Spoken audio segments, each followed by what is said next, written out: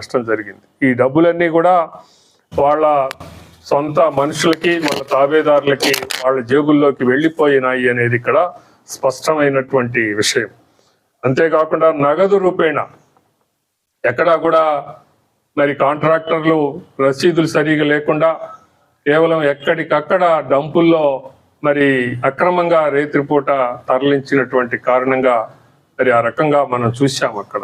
అంతేకాదు మరి మైన్స్ చూసినట్లయితే దాదాపు 10,000 కోట్ల రూపాయలు దోచుకున్నారు. ఎలా దోచుకున్నారు అని అంటే మైన్స్ లో వాళ్ళు పూర్తిగా వాళ్ళ దౌర్జన్యంగా ఆక్రమించేశారు. వాళ్ళ ఎమ్మెల్యేలు, వాళ్ళ మనుషులు మైన్స్ ని అంతకుముందు ఉన్న లైసెన్స్ దారులను బెదిరించటం, వాళ్ళు గనక సరైన రెస్పాండ్ కాకపోతే వాళ్ళని మీద ఉసిగొల్పి ఈడీని లేకపోతే విజిలెన్స్ ని అలాగనే ఇతర నిఘా వాళ్ళని ఉసిగొల్పి ఆ రకంగా అవన్నీ కూడా కబ్జా చేయటం, ఈ రకమైనటువంటి దీనిలో దాదాపు 10,000 కోట్ల రూపాయల వాళ్ళ సొంతానికి దోచుకోవటం అనేది అక్కడ జరిగిందని ఇప్పటికీ తెలుస్తున్నటువంటి వార్తలు. ఇంకా ఎన్ని ఉంటాయో మరి, ఇంకా తవ్వుతా ఉన్నది గవర్నమెంట్, ఇంకా కూడా మరి ఎన్ని బయటపడతాయో తెలియనటువంటి పరిస్థితి. అలాగనే ల్యాండ్ ఎక్కడికక్కడ దోపిడీ, ఈ ల్యాండ్ మీద పూర్తిగా బకాసురులాగా పడిపోయారు ఆ 5 సంవత్సరాల కాలంలో.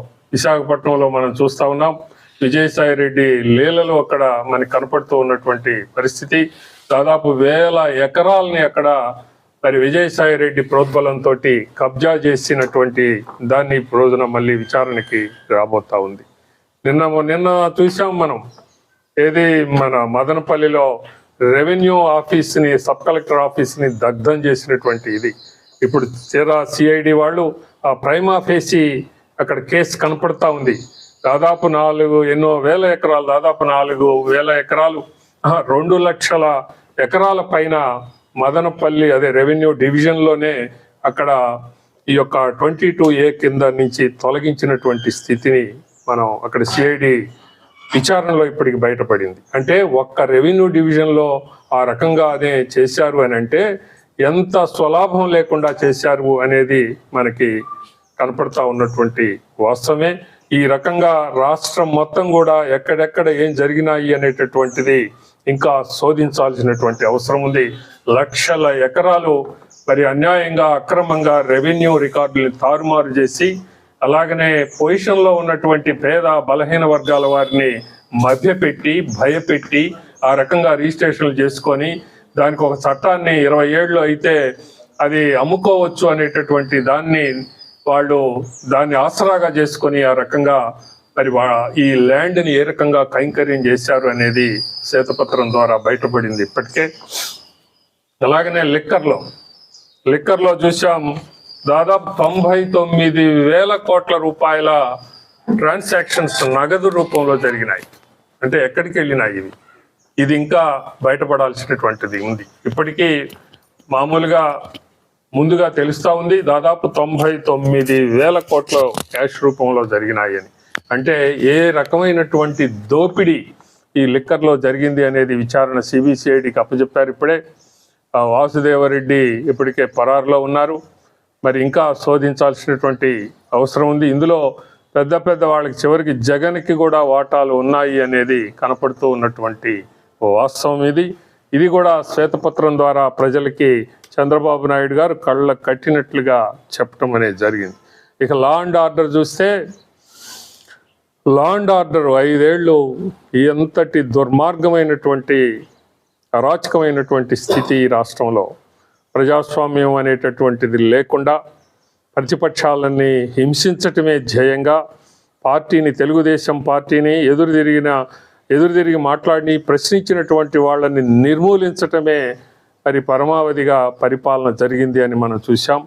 ఏమీ ఆధారం లేకుండా, ఏ మాత్రం కూడా కేసు పెట్టడానికి వీల్లేనటువంటి వాటిని కూడా అచ్చెన్నాయుడు మీద అయితేనేమి, అలాగనే మరి ఇంకా చాలామంది మీద, నరేంద్ర మీద అయితేనేమి, రవీంద్ర మీద అయితేనేమి, ఇలాంటి ఎంతోమంది 100 మంది ఈ రోజున మీరు నిన్న శాసనసభలో ప్రత్యక్షంగా అందరూ 5 కోట్ల మంది ప్రజానీకం కూడా చూశారు.